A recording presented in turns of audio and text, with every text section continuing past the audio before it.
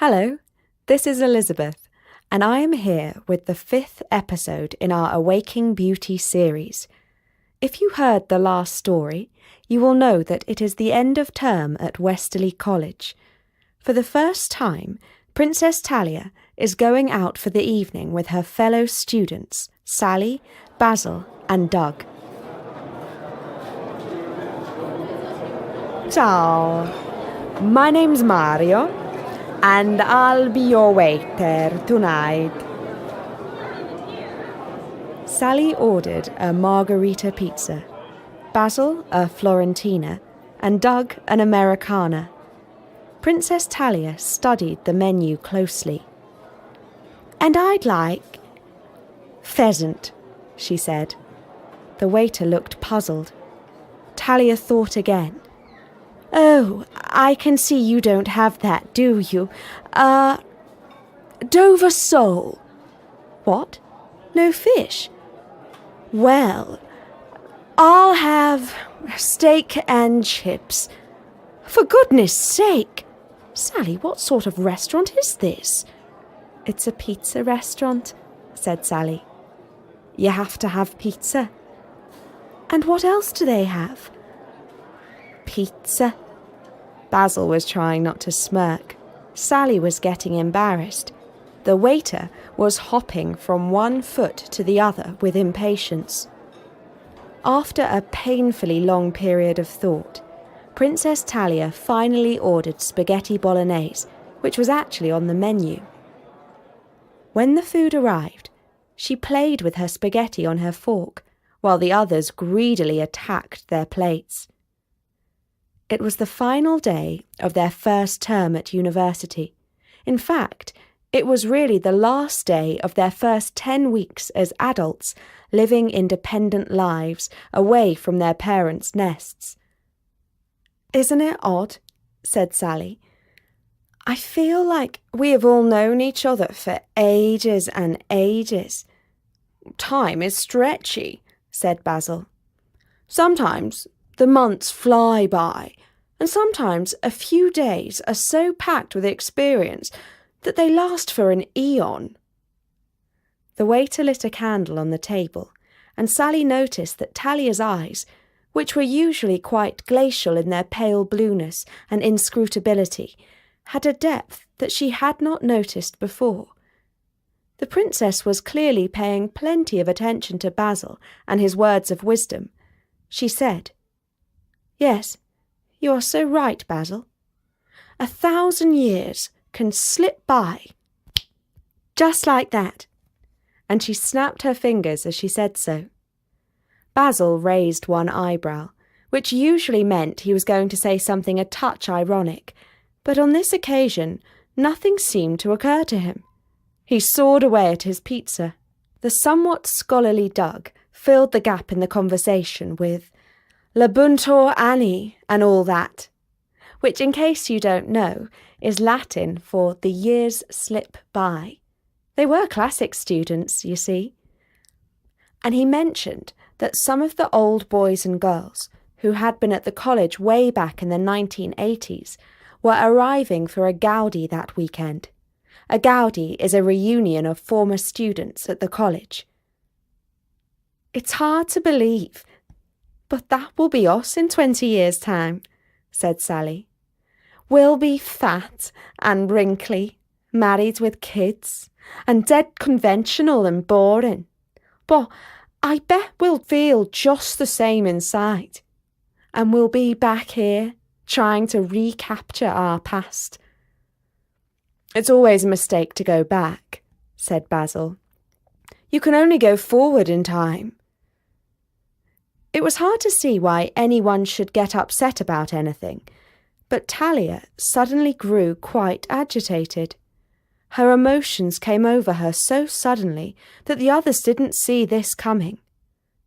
"You don't understand, do you? Nobody can know what I've experienced. I've fallen through time. You can't imagine what that feels like. You will all be going back to your parents and your cosy childhood bedrooms this Christmas, but I can't. But I can't go back in time. I'm stuck here in the 21st century, and I'm so alone and out of place, and you all think I'm weird." This outburst seemed to be directed mostly at Basil. He looked totally puzzled. "Did I say something wrong?" he asked. Talia started to get up, as if to leave. No, you didn't say anything wrong," she said, slightly more calmly now. Sally had stood up too, and was putting her hand on her shoulder to comfort her. "It's just that you can't, nobody can understand. I'm sorry I got so upset. I don't know what came over me. Oh dear, I'm so terribly embarrassed. I've made an awful fool of myself." Sally tried to reassure her that we all get upset sometimes, but it was no good. Talia sat silently for the rest of the meal and didn't eat a single strand of spaghetti. When the bill came, she paid it all. They thanked her for her generosity, and Basil said, "Well, shall we all go back to my room for a drink?" But the princess excused herself and went off for a late-night walk on her own. On Sunday morning, when Basil was cleaning his teeth, he thought he must be having a hallucination. The face, looking back at him from the mirror, was about 40 years old. "Did I have a rough night?" said Basil to himself. "I don't remember. It was just herbal tea before bed, I think." As he pulled the belt around his waist, he noticed that his tummy was soft and flabby. "This is just peculiar," he thought.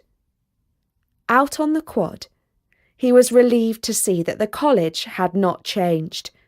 It never did. Same old sandy-coloured stones, same old ivy. As he walked towards the dining hall, a middle-aged man was coming towards him. He just assumed he was one of the old boys, back for the reunion. But the man called out, "Basil, you old devil, you haven't changed a bit." Basil scratched his head. "But you don't recognise me, do you?" said the man, a little forlorn. "It's Doug! Remember me?" "Why, yes, of course," said Basil. "It's just that I'm not feeling quite well this morning." The dining hall was full of men and women in their 40s, and some of them were eerily familiar. Basil began to feel really, really strange and quite agitated. He looked at his hand as he held his spoonful of cornflakes. It was wrinkly and hairy. Somebody tapped him on the shoulder. He turned round and found a smiling face waiting to be kissed on either cheek. "Oh, Basil," said the woman with a trace of a Liverpool accent. "It's so lovely to see you. And where's your gorgeous wife? I bet she doesn't look a day older." She couldn't make it," said Basil, not knowing what else to say. "Oh, such a shame," said the Sally-like woman. "We were all just dying to catch up with her." "Excuse me, I'm afraid I don't feel well," said Basil, and he got up and hurried back to his room. He slammed the door behind him and wiped the sweat off his brow. Inside his pocket, his phone was ringing. He felt relieved. Perhaps it would be a call from the real world, a voice telling him that this was all some terrible prank and the joke was on him. He fished an unfamiliar and wafer-thin device from his pocket. Patterns were gently cascading over the edge-to-edge screen. It was like holding a video picture in his hand.